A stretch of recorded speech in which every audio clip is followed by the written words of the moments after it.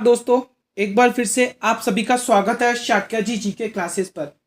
Friends, अगर आप लोग चैनल पर पहली बार विजिट कर रहे हैं तो मैं आपको चैनल के बारे में बता देता हूं कि इस चैनल पर दोस्तों आपको आरएस एग्जाम से संबंधित हर एक टॉपिक की वीडियो लेक्चर सीरीज मिलेगी, बिल्कुल फ्री ऑफ कॉस्ट। सिर्फ आपको पढ़ना है। जैसा कि दोस्तों आप लोगों को पता है, आरएस प्री एग्जाम 2023 1 अक्टूबर को आयोजित किया जाएगा, तो उससे संबंधित मैं आपके लिए एक बहुत ही इंपॉर्टेंट वीडियो लेके आया हूँ, इंडियन ज्योग्राफी। जी हाँ दोस्तों, टॉपिक है आज की वीडियो का हमारा Indian geography. A to Z revision रहेगा दोस्तों। बहुत ही इंपॉर्टेंट क्वेश्चंस लेके आएगा, सभी के सभी इंपॉर्टेंट क्वेश्चंस हैं, प्रीवियस ईयर क्वेश्चंस हैं, पूछे गए एग्जाम में हैं। तो ये वीडियो आपके लिए बहुत ही इंपॉर्टेंट होने वाला है दोस्तों। आप लोगों को, अगर आप लोग आरएस प्री एग्जाम की तैयारी कर रहे हैं तो बिल्कुल निश्चिंत रहिए दोस्तों, ये वीडियो बहुत ही इंपॉर्टेंट है।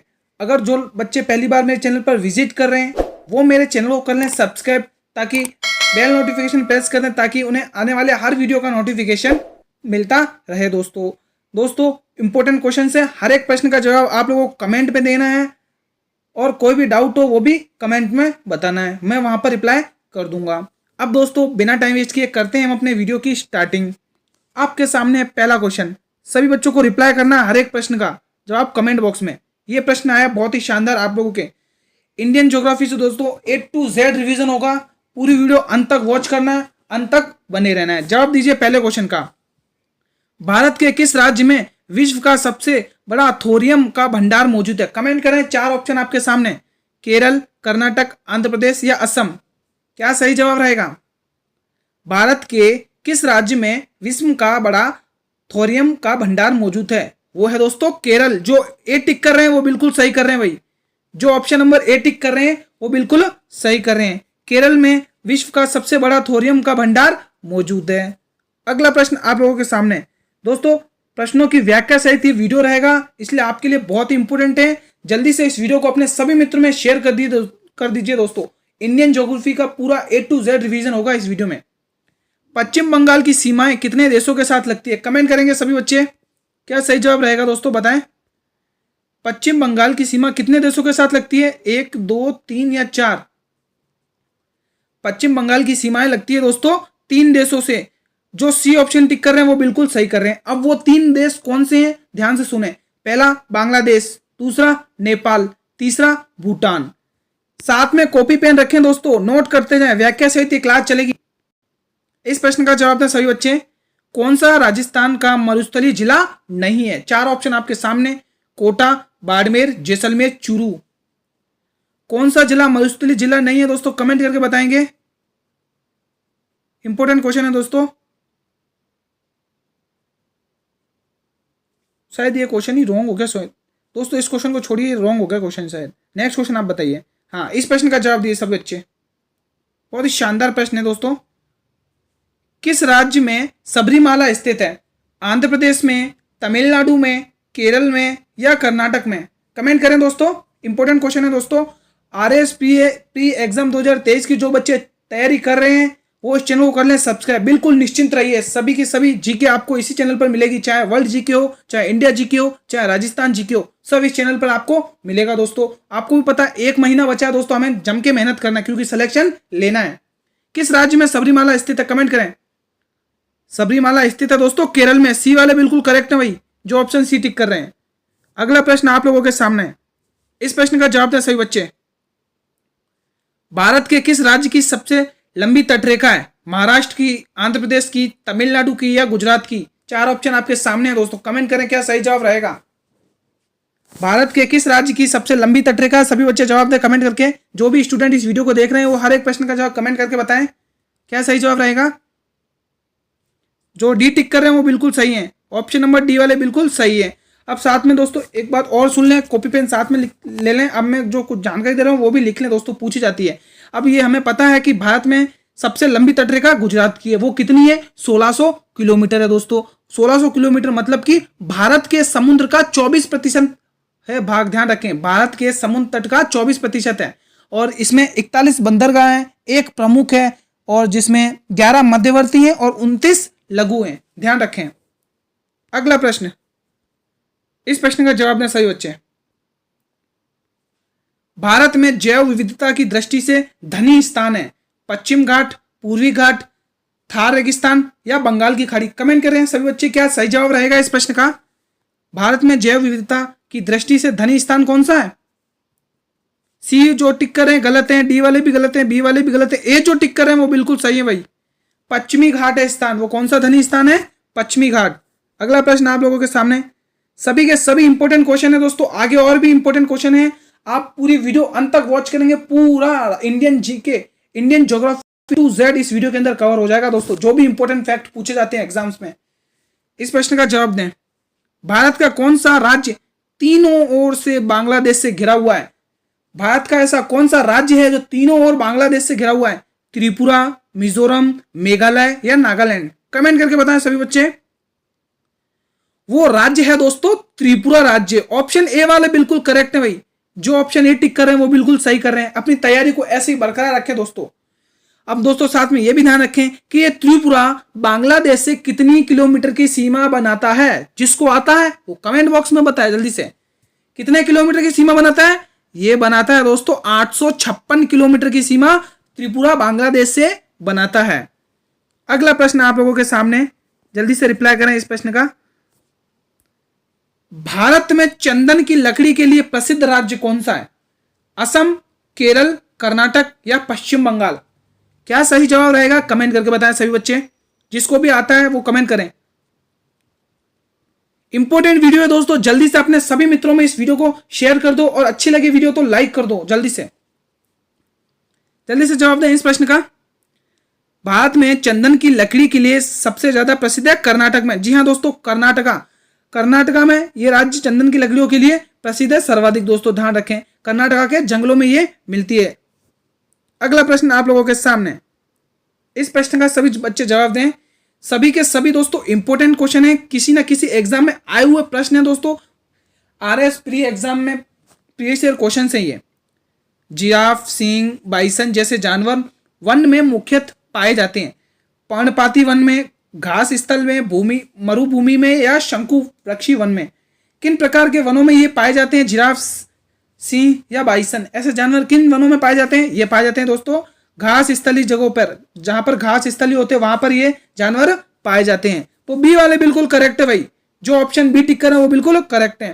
दोस्तों इस वीडियो के अंदर आपके इंडियन ज्योग्राफी का पूरा निचोड़ है, संपूर्ण निचोड़ है दोस्तों। आप लोगों को पूरा वीडियो अंत तक वॉच करना है, हर एक प्रश्न को ध्यान से देखना है। सभी के सभी इंपॉर्टेंट क्वेश्चन हैं दोस्तों। राष्ट्रीय वन अनुसंधान संस्थान कहां पर स्थित है? इस प्रश्न का जवाब दें सभी बच्चे। मसूरी में, नई दिल्ली में, नागपुर में या देहरादून में? क्या सही जवाब रहेगा? राष्ट्रीय वन अनुसंधान संस्थान देहरादून में स्थित है दोस्तों। Option D will be the right answer of this question. अगला प्रश्न आप लोगों के सामने, जितने भी क्वेश्चन इस वीडियो में पूछे जाएंगे उन सभी प्रश्नों को आप लोगों को जवाब देना है। जिनको आते हैं पहले से वो फटाफट से कमेंट करें, जिनको नहीं आते वो देखें। इंपॉर्टेंट क्वेश्चन है। भूमध्य रेखा के निकट इस तरह के वन पाए जाते हैं। कमेंट करके बताइए कि भारत में भूमध्य रेखा के निकट किस प्रकार के वन पाए जाते हैं? क्या पतझड़ी वन पाए जाते हैं, क्या शंकुधारी वन पाए जाते हैं, या घास स्थल या उष्णकटिबंधीय वन पाए जाते हैं? दोस्तों जल्दी से बताएं। डेली आप लोगों को 8 बजे इस चैनल पर जुड़ना है दोस्तों। बहुत कम दिन बचे हैं, हमें आरएसपी एग्जाम में सिलेक्शन लेना है, इसलिए डेली इस चैनल से जुड़े और डेली आप लोगों को ऐसे ही क्वेश्चंस देखने को मिलेंगे। आगे और भी इंपॉर्टेंट क्वेश्चन है दोस्तों, जल्दी से रिप्लाई करें इस प्रश्न का। भूमध्य रेखा में किस प्रकार के वन पाए जाते हैं? वो पाए जाते हैं उष्णकटिबंधीय वन है दोस्तों। जो ऑप्शन डी टिक कर रहे हैं वो बिल्कुल सही कर रहे हैं। अगला प्रश्न है आप लोगों के सामने, इस प्रश्न का जवाब दें सभी मित्र। पारिस्थितिक संतुलन बनाए रखने के लिए भारत वन में वन क्षेत्र कितने अनुपात होना चाहिए? 11.1, 22.2, 33.3% या 44.4%? क्या सही जवाब रहेगा? ये रेशियो होना चाहिए दोस्तों 33.3%। कहीं कहीं 33% भी लिखा हुआ है, दोनों ही सही हैं। अगला प्रश्न आप लोगों के सामने, इस प्रश्न का जवाब दे सभी बच्चे। मध्य प्रदेश का शिवपुरी राष्ट्रीय पार्क किसके लिए महत्वपूर्ण है? कमेंट करके बताएं दोस्तों। मध्य प्रदेश के अंदर जो शिवपुरी राष्ट्रीय पार्क है वो किसके लिए महत्वपूर्ण है दोस्तों? बाघ और हाथी के लिए, जंगली भैंसे के लिए, पक्षियों के लिए या तेंदुआ और चीतल के लिए? कमेंट करें। ये प्रसिद्ध है दोस्तों बाघ और हाथी के लिए। A will be the right answer of this question. हमारा नेक्स्ट क्वेश्चन है, इस प्रश्न का जवाब दें दोस्तों। ये एकमात्र अभ्यारण्य है, क्या है ये? एकमात्र अभ्यारण्य जहां पर कश्मीरी महामृग पाया जाता है। कौन सा अभ्यारण्य है जहां पर कश्मीरी महामृग पाया जाता है? 4 ऑप्शन आपके सामने, कान्हा, दाचीग्राम, गिर या मृदुलाई। क्या सही जवाब रहेगा दोस्तों? कश्मीरी महामृग कौन से अभ्यारण्य में पाए जाते हैं? वो है दाचीग्राम अभ्यारण्य दोस्तों। Option B will be the right answer of this question. अब कमेंट करके जिस बच्चे को आता है वो बताए कि ये दाचीग्राम अभ्यारण्य भारत के किस जिले में है। कमेंट करके बताएं, जिनको आता है वो कमेंट करें, जिनको नहीं आता उनको मैं बता देता हूं। ये दाचीग्राम अभ्यारण्य जम्मू कश्मीर की राजधानी श्रीनगर से 22 किलोमीटर की दूरी पर स्थित है। कितनी किलोमीटर? तो 22 किलोमीटर की दूरी पर स्थित है दोस्तों। कॉपी पेन साथ में लेके बैठे दोस्तों, बहुत ही इंपॉर्टेंट वीडियो है, इंपॉर्टेंट फैक्ट्स बता रहा हूं, उनको नोट डाउन करते रहिए अपने कॉपी में और नोट्स बना लीजिए, फिर एग्जाम टाइम सिर्फ आपको रिवीजन रहेगा। कुंगटी वन्य पशु विहार किस राज्य में है दोस्तों? आप लोगों को डेली 8 बजे जुड़ना है इस चैनल पर। इसी प्रकार से आपको इंपॉर्टेंट क्वेश्चन और इंपॉर्टेंट अच्छा कंटेंट आपको प्रोवाइड मिलता रहेगा दोस्तों। सिर्फ आपको डेली 8 बजे जुड़ना है चैनल से। महाराष्ट्र में, जम्मू कश्मीर में, हिमाचल प्रदेश में या उत्तराखंड में। कुंगटी वन पशु विहार किस राज्य में है दोस्तों? कुंगटी वन्य पशु विहार किस में है? ये है दोस्तों हिमाचल प्रदेश में दोस्तों। सभी बच्चे ध्यान रखेंगे, ये कहां पर है? हिमाचल प्रदेश के चंबा जिले में। किस जिले में दोस्तों? कॉपी में नोट करें, चंबा। ये हिमाचल प्रदेश के चंबा जिले में है दोस्तों, ध्यान रखें। कुंगटी वन्य पशु विहार हिमाचल प्रदेश के चंबा जिले में है। तो C will be the right answer of this question. Next question है आप लोगों के सामने, इस प्रश्न का जवाब दे सभी मित्र। साइलेंट वैली में दुर्लभ और नष्ट प्राय पशु कौन सा है? कस्तूरी मृग, चीता, शेर की पूंछ जैसा मैकायू या गेंडा। 4 ऑप्शन आपके सामने, जल्दी से रिप्लाई करें। साइलेंट वैली में दुर्लभ और नष्ट प्राय पशु है शेर की पूंछ जैसा मैकाक्यू दोस्तों। C will be the right answer of this question. अगला प्रश्न आप लोगों के सामने, इस प्रश्न का जवाब दें सभी मित्र। नागरहोल नेशनल पार्क किस राज्य में स्थित है? मध्य प्रदेश में, कर्नाटक में, ओडिशा में या राजस्थान में? क्या सही जवाब रहेगा? यह है दोस्तों कर्नाटक में। जो बी टिक कर रहे हैं वो बिल्कुल सही जा रहे हैं। B will be the right answer of this question. अगला प्रश्न आप लोगों के सामने आया, बहुत ही इंपॉर्टेंट है।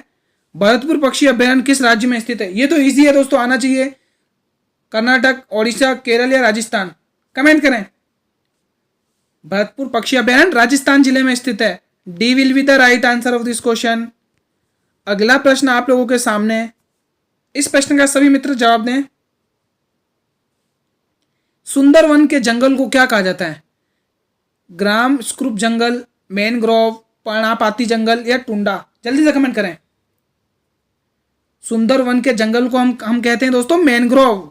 जो बी टिक कर रहे हैं वो बिल्कुल सही कर रहे हैं। अपनी तैयारी को ऐसे ही जांच करें दोस्तों। आपको डेली, अब आप अपने पास इतना टाइम बचा नहीं कि हम थ्योरी पढ़ें, इसलिए आपको 1 महीने डेली रिवीजन करना है दोस्तों। जल्दी से डेली 8 बजे जुड़ना है। भारतीय वन जीव संस्थान कहाँ है? नई दिल्ली में, शिमला में, देहरादून में या भोपाल में? कमेंट करें। भारतीय वन जीव संस्थान कहाँ स्थित है दोस्तों? ये स्थित है दोस्तों देहरादून में। C will be the right answer of this question. अगला प्रश्न है आप लोगों के सामने, इस प्रश्न का जवाब कमेंट करें। स्वच्छ जल समुदाय से लैक्टिक आवास का उदाहरण है? तालाब और दलदल, झरना और नदी, तालाब और नदी या फिर इनमें से कोई नहीं? 4 ऑप्शन आपके सामने, कमेंट करें। स्वच्छ जल में सामूहिक लैक्टिक आवास का एक उदाहरण कौन सा है? वो उदाहरण है तालाब और दलदल। A will be the right answer of this question. जो बच्चे ऑप्शन ए टिक कर रहे हैं वो बिल्कुल सही कर रहे हैं। अपनी तैयारी को ऐसे ही जारी रखें दोस्तों। हमें हिम्मत नहीं हारनी, हमें सिलेक्शन लेना है दोस्तों, जी जान से मेहनत करनी है। गंगा डेल्टा के मैनग्रोव वनों को क्या कहा जाता है? मानसून वन, सुंदर वन, सदाबहार वन या गुल्म वनस्पति? क्या कहा जाता है दोस्तों? कमेंट करके बताएं। गंगा डेल्टा के मैंग्रोव वनों को क्या कहा जाता है? इनको कहा जाता है दोस्तों, क्या कहा जाता है? इनको कहा जाता है सुंदरवन। जो ऑप्शन बी टिक कर रहे हैं वो बिल्कुल सही कर रहे हैं। अगला प्रश्न आप लोगों के सामने, किसी भी प्रश्न से कोई भी डाउट हो आप लोग कमेंट करेंगे, ये कमेंट बॉक्स आप लोगों के लिए ही है दोस्तों, मैं वहां पर रिप्लाई कर दूंगा। भारत में सबसे अधिक कौन सी मिट्टी पाई जाती है दोस्तों? लेटेराइट, काली मिट्टी, जालोर मिट्टी या पंख? कमेंट करें, 4 ऑप्शन आपके सामने हैं। दोस्तों भारत में ज्यादातर मिट्टी पाई जाती है झालोर मिट्टी। Option C will be the right answer of this question. Next प्रश्न है आप लोगों के सामने, सभी के सभी इंपॉर्टेंट क्वेश्चन है दोस्तों, वीडियो को पूरा अंत तक वॉच करना है, अंत तक बने रहना है मेरे साथ में। कपास उगाने के लिए कौन सी मिट्टी उपयुक्त होती है? रेतीली मिट्टी, चिकनी मिट्टी, काली मिट्टी या दोमट मिट्टी? आप लोगों को ये तो इजी प्रश्न है, आप लोगों को पता ही होना चाहिए। कपास उगाने के लिए हमें आवश्यकता पड़ती है काली मिट्टी की। ऑप्शन सी जो बच्चे टिक कर रहे हैं वो बिल्कुल सही कर रहे हैं। दोस्तों आप लोग चैनल को कर लें सब्सक्राइब और बेल नोटिफिकेशन को भी प्रेस कर दें, क्योंकि इस चैनल पर दोस्तों आपको आरएस एग्जाम से संबंधित हर एक टॉपिक की वीडियो लेक्चर सीरीज मिलेगी। हर एक जीके कंप्लीट होगी, चाहे इंडिया जीके हो, चाहे वर्ल्ड जीके हो, चाहे राजस्थान जीके हो, सब कंटेंट आपको इस चैनल पर मिलेगा। और डेली 8 बजे जुड़ना है दोस्तों।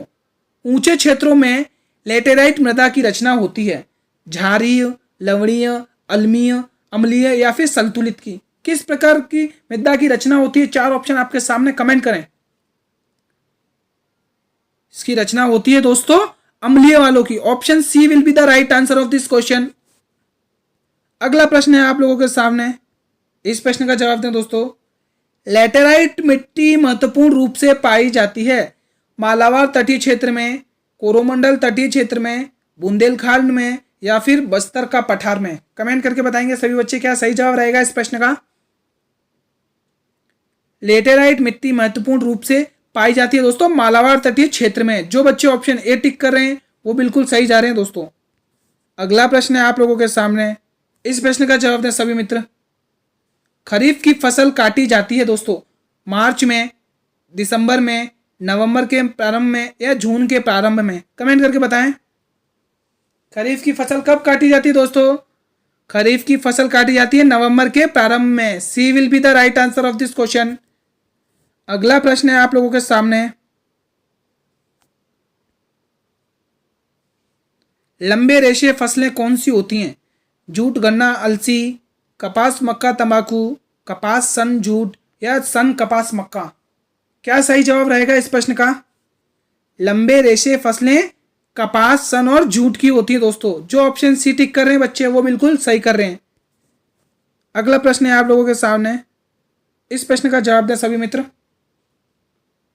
दालचीनी पेड़ के किस भाग से एकत्र की जाती है?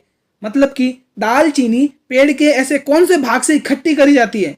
पत्तों से, तनों से, जड़ों से या छालों से? जल्दी से बताएं।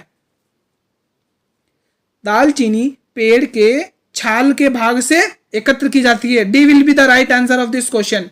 जो बच्चे डी टिक कर रहे हैं वो बिल्कुल सही कर रहे हैं दोस्तों। आप लोगों को इस वीडियो के अंदर अपना टेस्ट देना है और अपनी तैयारी को परखना है कि आपकी तैयारी कैसी चल रही है दोस्तों वीडियो अच्छी लग रही है तो इस वीडियो को कर दो लाइक और अपने सभी मित्रों में इस वीडियो को कर दो शेयर। इंपॉर्टेंट वीडियो है दोस्तों, पूरी इंडियन ज्योग्राफी का A to Z भूगोल का निचोड़ है इसी वीडियो में। हर एक प्रश्न इंपॉर्टेंट है आप लोगों के लिए। सागौन बहुत ज्यादा मात्रा में कहां पर पैदा किया जाता है? हिमालय में, पश्चिमी घाट में, मध्य भारत में या फिर असम तथा मेघालय में? कहां पर पैदा किया जाता है? कमेंट करके बताएं सभी बच्चे। 4 ऑप्शन आपके सामने, ये होते हैं दोस्तों सबसे ज्यादा मध्य भारत में। जो बच्चे सी ऑप्शन टिक कर रहे हैं वो बिल्कुल सही कर रहे हैं। अगला प्रश्न है आप लोगों के सामने, इजी प्रश्न है, सभी को आना चाहिए, बहुत ही इजी प्रश्न है। मसालों का बगीचा उपनाम से प्रसिद्ध राज्य कौन से? भारत के किस राज्य को मसालों का बगीचा कहा जाता है या फिर मसालों के बगीचे के उपनाम से प्रसिद्ध है? वो कौन सा राज्य है?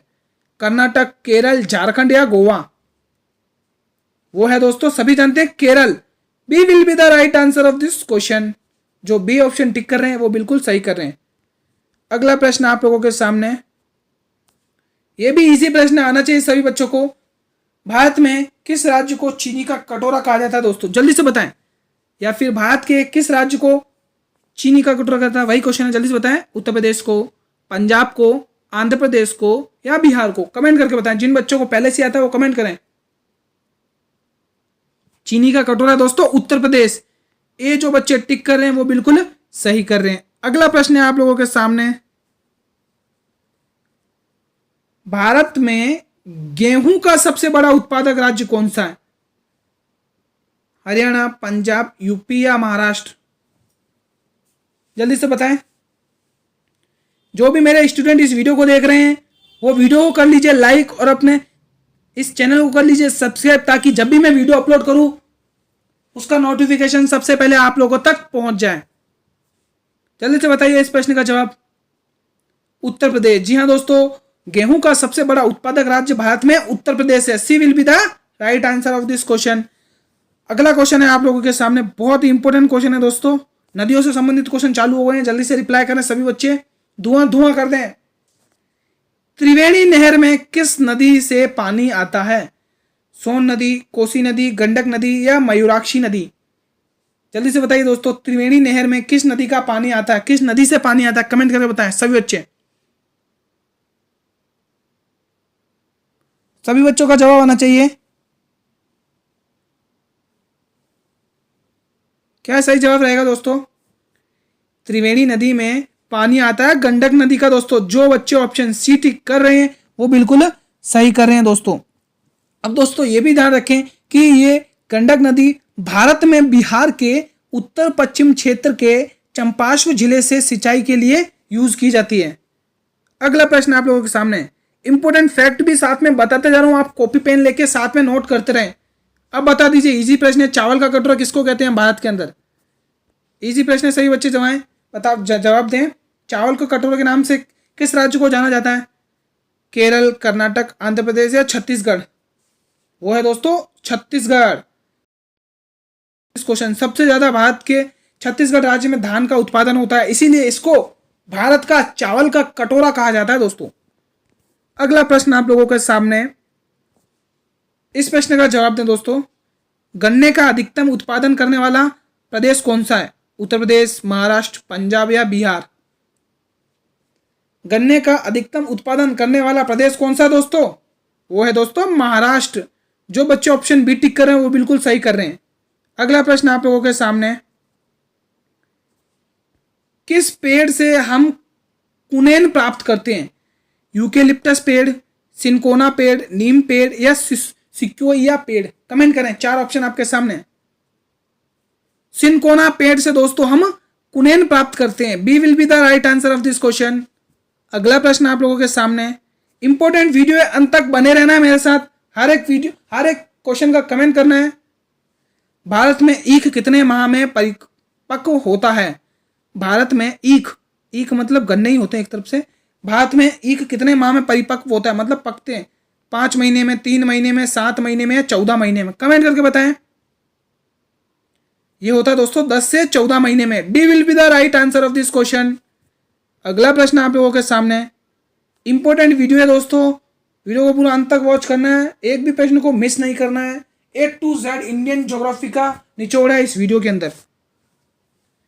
भारतीय दलहन शोध संस्थान कहाँ स्थित है? भोपाल में, कानपुर में, दिल्ली में या जबलपुर में? कमेंट करके बताएं। भारतीय दलहन शोध संस्थान कहां पर स्थित है दोस्तों? ये स्थित है दोस्तों कानपुर में। जो बच्चे ऑप्शन बी टिक कर रहे हैं वो बिल्कुल सही कर रहे हैं। अगला प्रश्न है आप लोगों के सामने, इस प्रश्न का जवाब दे सभी मित्र। गेहूं का सबसे बड़ा उत्पादक राष्ट्र कौन सा है? यूएस, भारत, चीन, इंडोनेशिया? जिस बच्चे को इस प्रश्न का जवाब आता है वो कमेंट करके बताएं। गेहूं का सबसे बड़ा उत्पादक राष्ट्र है चीन।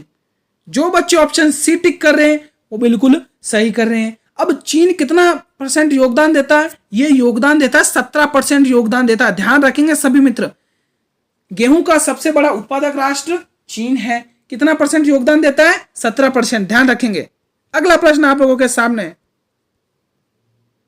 इस प्रश्न का जवाब दें।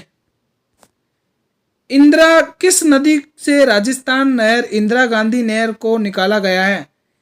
वो किस नदी से राजस्थान में इंदिरा गांधी नहर को निकाला गया है? रावी, सतलज, चंबल या व्यास? कमेंट करें। वो नदी है सतलज। सी जो बच्चे टिक कर रहे हैं वो बिल्कुल सही कर रहे हैं। अपनी तैयारी को ऐसे बरकरार रखें, कंटिन्यू रखें एग्जाम तक। कौन से दो राज्य कावेरी जल विवाद से जुड़े हुए हैं? कर्नाटक और तमिलनाडु, कर्नाटक और केरल, केरल और तमिलनाडु, तमिलनाडु और मध्य प्रदेश।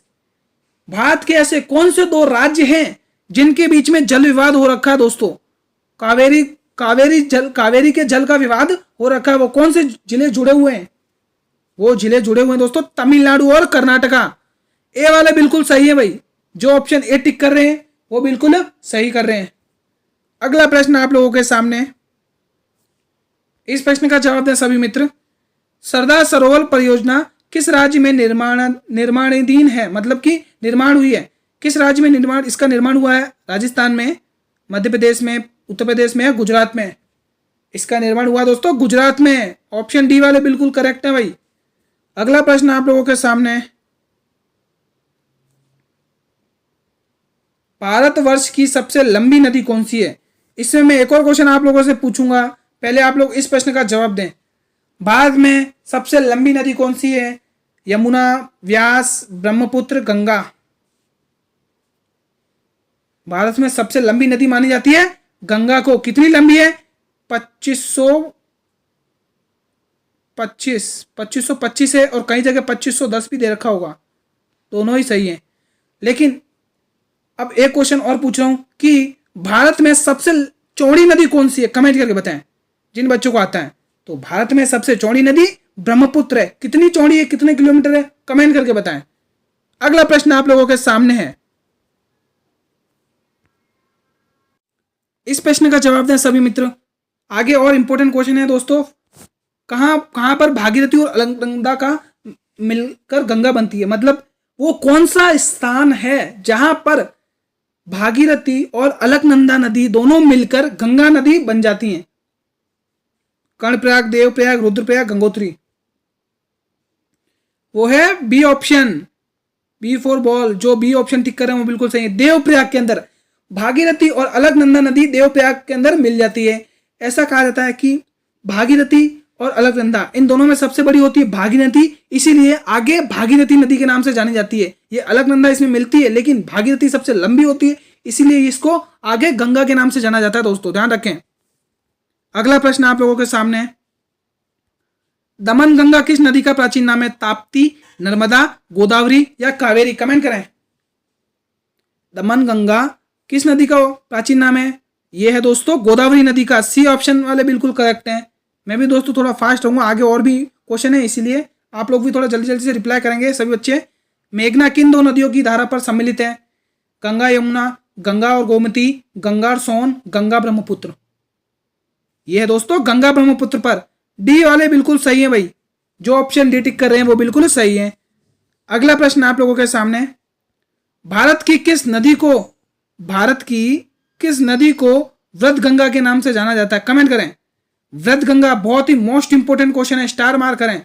4 ऑप्शन आपके सामने, किस नदी को हम वृद्ध गंगा के नाम से जानते हैं? वो नदी है दोस्तों गोदावरी। गोदावरी को दोस्तों वृद्ध गंगा के नाम से जानते हैं, तो बी सही जवाब रहेगा। अगला प्रश्न आप लोगों के सामने, इस प्रश्न का जवाब दें। भारत का सबसे बड़ा ज्वारन नदी मुख किस नदी के मुहाने पर स्थित है? हुगली नदी, भागीरथी नदी, गोदावरी नदी या कृष्णा नदी? कमेंट करें। ये स्थित है दोस्तों भागीरथी नदी पर। ऑप्शन बी वाले बिल्कुल करेक्ट है भाई। अगला प्रश्न है आप लोगों के सामने, गोदावरी नदी का उद्गम स्थल कौन से स्थान से है? नासिक, पुणे, मुंबई, शोलापुर? कमेंट करें। गोदावरी का उद्गम स्थल है दोस्तों नासिक। कहां पर है? नासिक। अब कमेंट करके मुझे यह बताएं कि नासिक भारत के किस राज्य में पड़ता है? जल्दी से बताएं, बहुत इंपॉर्टेंट क्वेश्चन है दोस्तों। उद्गम स्थल क्या है? गोदावरी। अब दोस्तों एक बात और ध्यान रखें कि नासिक नदी बंगाल की खाड़ी में गिरने से पहले 1465 किलोमीटर की दूरी तय करती है दोस्तों। क्वेश्चन पूछा जाता है कि नासिक नदी बंगाल की खाड़ी में गिरने से पहले कितने किलोमीटर की दूरी तय करती है? तो आपको ध्यान में रखना है 1465 किलोमीटर की दूरी तय करती है।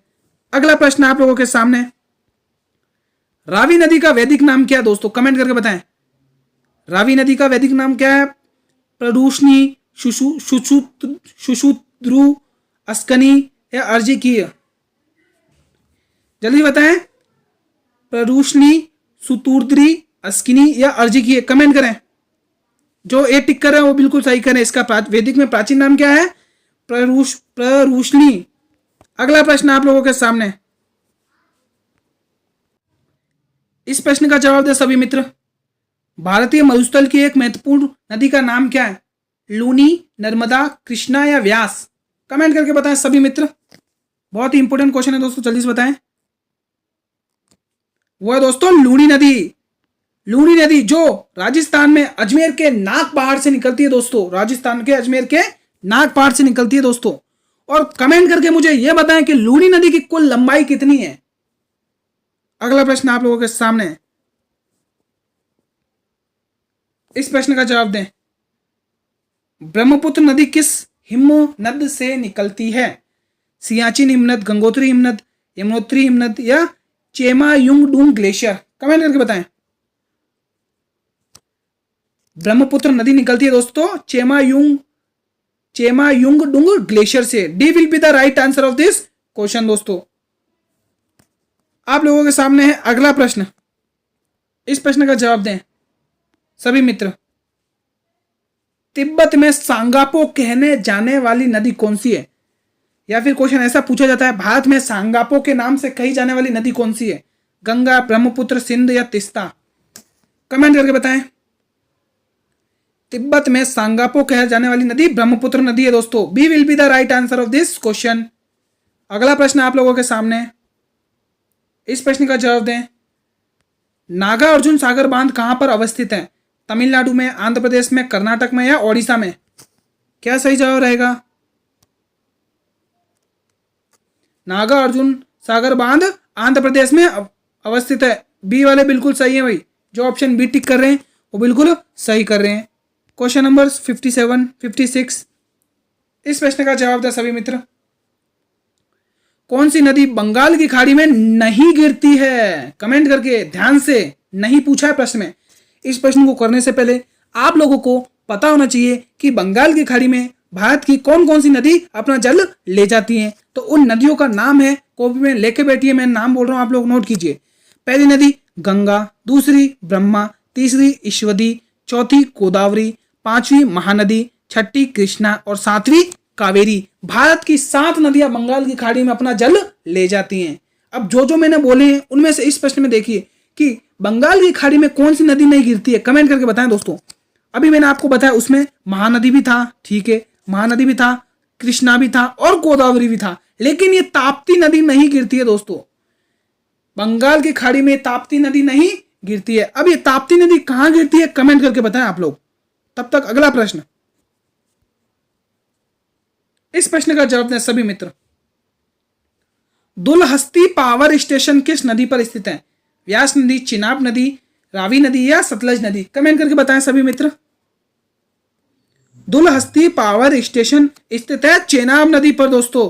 ये चेनाब नदी किस नदी की सहायक नदी है? तो वो है दोस्तों ब्रह्मपुत्र नदी की सहायक नदी है। ये चारों की चारों नदी ब्रह्मपुत्र नदी की एक सहायक नदियां दोस्तों, ध्यान रखेंगे।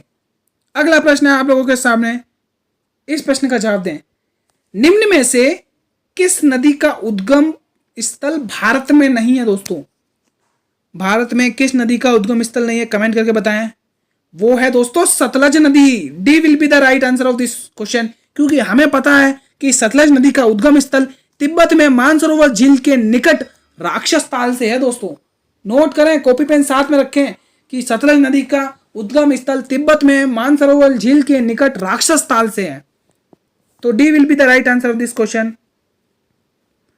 अगला प्रश्न, भारत में उगाई जाने वाली अधिकतर कॉफी की किस्म कौन सा है? कौन सी किस्म की कॉफी अधिकतर भारत में उगाई जाती है? ओल्ड चिक्स, कुर्गस, अरेबिका या कैंटस? भारत में अधिकतर उगाई जाने वाली कॉफी है अरेबिका। इसका वैज्ञानिक नाम C. Option will be the right answer of this question. अगला प्रश्न आप लोगों के सामने, इस प्रश्न का जवाब दें। हापूस आम का मूल स्थान कौन सा है? हापूस आम का मूल स्थान कौन सा है? रत्नगिरी, बनारस, मालदा या विजयवाड़ा? कमेंट करके बताएं सभी मित्र। मूल स्थान इसका है दोस्तों रत्नगिरी। ए वाले बिल्कुल सही है भाई, जो बच्चे ऑप्शन ए टिक कर रहे हैं वो बिल्कुल सही कर रहे हैं। अगला प्रश्न आप लोगों के सामने, नीली क्रांति किससे संबंधित है दोस्तों? चार ऑप्शन आपके सामने है। नीली क्रांति का संबंध किन से है, या फिर नीली क्रांति का निम्न में से किससे संबंध है? मछली उत्पादन से, दुग्ध उत्पादन से, तेल उत्पादन से, या खाद्यान्न उत्पादन से? तो इसका संबंध है दोस्तों मछली उत्पादन से। जो बच्चे ऑप्शन ए टिक कर रहे हैं वो बिल्कुल सही कर रहे हैं। अगला प्रश्न आप लोगों के सामने, तारपीन की तेल कहाँ मिलता है? काजू का छिलका, चीड़ का पेड़, यूकेलिप्टस या सिनकोना का पेड़? तारपीन की तेल कहाँ मिलता है दोस्तों? जल्दी से बताएं। तारपीन का तेल मिलता है दोस्तों चीड़ के पेड़ से। ऑप्शन बी वाले बिल्कुल करेक्ट है भाई। अगला प्रश्न है आप लोगों के सामने, इस प्रश्न का जवाब दें। खेती का जूम विधि का व्यवहार हुआ जाता है। जूम विधि राजस्थान के किस भाग में होती है दोस्तों? हिमाचल प्रदेश में, मध्य उच्च भूमि में, तटीय तमिलनाडु में, या नागालैंड में? कमेंट करें। ये होती है दोस्तों नागालैंड में। जो ऑप्शन डी टिक कर है वो बिल्कुल सही कर रहे हैं। अगला प्रश्न आप लोगों के सामने, इस प्रश्न का जवाब दें। भारत में कुल्लू घाटी किसकी खेती के लिए प्रसिद्ध है? कुल्लू घाटी अंगूरों के लिए, आलू के लिए, सेब के लिए, या स्ट्रॉबेरी के लिए? किसके लिए प्रसिद्ध है? कमेंट करके बताएं सभी मित्र। कुल्लू घाटी प्रसिद्ध है दोस्तों सेब के लिए। जो बच्चे ऑप्शन सी टिक कर रहे हैं वो बिल्कुल सही कर रहे हैं। अगला प्रश्न आप लोगों के सामने, भारत में लौंग क्या होता है? कमेंट करके बताएं। लौंग क्या होता है दोस्तों? कमेंट करें जिन बच्चों को आता है। दोस्तों लौंग होते हैं दोस्तों सूखे फूल। ऑप्शन डी वाले बिल्कुल करेक्ट है भाई। अगला प्रश्न आप लोगों के सामने, इस प्रश्न का जवाब दें सभी मित्र। IR-20 यानी IR-20 और रत्ना दो प्रमुख किस्में हैं। IR-20 और दो रत्ना प्रमुख किसकी किस्में? गेहूं की, बाजरे की, ज्वार की, या धान की? ये प्रसिद्ध नस्लें हैं दोस्तों। किसकी किस्में हैं? ये धान की किस्में हैं दोस्तों। डी वाले बिल्कुल करेक्ट है भाई। अगला प्रश्न आप लोगों के सामने, इस प्रश्न का जवाब दें सभी मित्र। वे दो राज्य कौन से हैं जिनमें लौटते हुए मानसून के दोहरा प्राय चक्रवात आते हैं? कर्नाटक, केरल, पंजाब, हरियाणा, बिहार, असम, आंध्र प्रदेश, ओडिशा? कौन सा राज्य? कमेंट कर बताएं।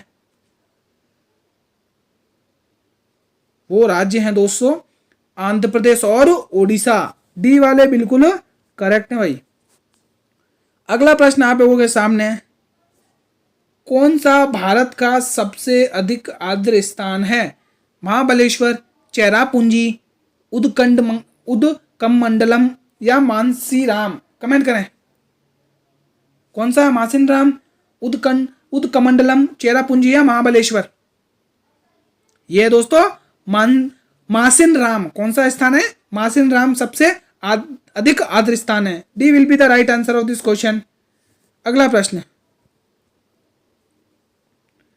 जल्दी से सभी इंपॉर्टेंट क्वेश्चन है, जल्दी से रिप्लाई करें सभी मित्र। इस प्रश्न का जवाब दें। वायु में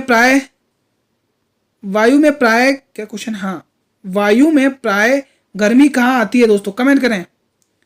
वायुमंडल में प्राय गर्मी कहाँ आती है? सूर्य ताप से, चालन से, विकिरण से, या संवहन से?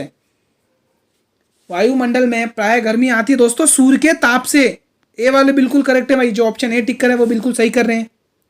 अगला प्रश्न आप लोगों के सामने, इस प्रश्न का जवाब दें। बहुत ही प्यारा क्वेश्चन है। भारत में कपास का सबसे उत्पादक राज्य कौन सा है? थोड़ी देर पहले हमने क्या चर्चा करी थी कि कपास की खेती के लिए कौन सी मिट्टी ज्यादा उपयोग में लाई जाती है? तो वो आती है काली मिट्टी। अब कपास का सबसे बड़ा उत्पादक राज्य कौन सा? अब ये बताइए। आंध्र प्रदेश, गुजरात, राजस्थान, उत्तर प्रदेश? कपास की खेती के लिए सबसे ज्यादा कौन सा है दोस्तों? वो है गुजरात राज्य हमारा। Option B will be the right answer of this question. अब गुजरात भारत का 30% दोस्तों ध्यान रखेंगे, 30% कपास उत्पादक राज्य है। 30% इसका योगदान रहता है कपास में। अगला प्रश्न आप लोगों के सामने, इस प्रश्न का रिप्लाई करें सभी मित्र। पौधे के किस भाग से हल्दी प्राप्त होती है? तने से, फल से, जड़ से, या कोई नहीं? कमेंट करके बताएं।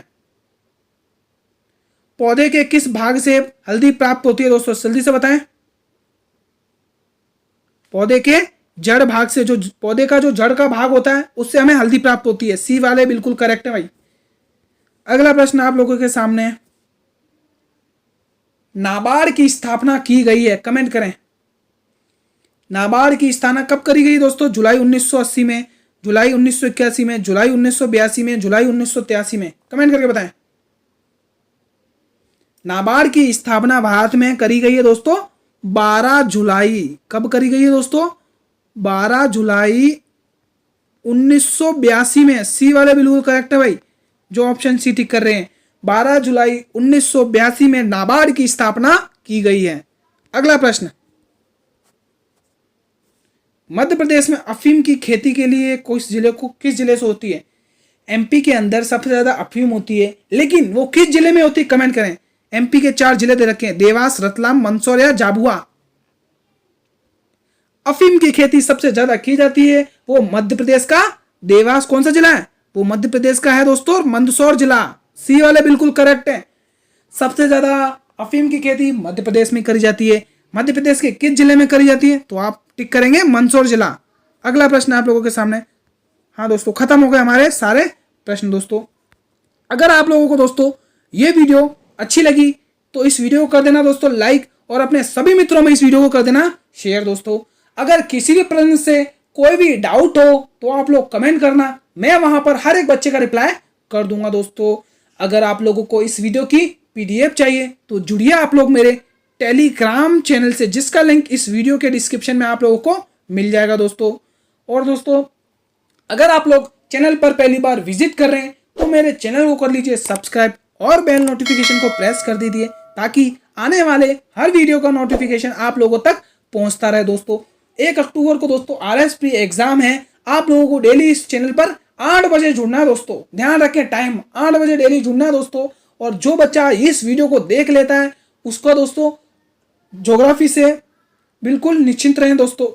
पूरे के पूरे इंपॉर्टेंट क्वेश्चन इस वीडियो के अंदर कवर किए जा चुके हैं दोस्तों। अब मिलते हैं एक और नए धमाकेदार वीडियो पर। तब तक के लिए जय हिंद, जय भारत।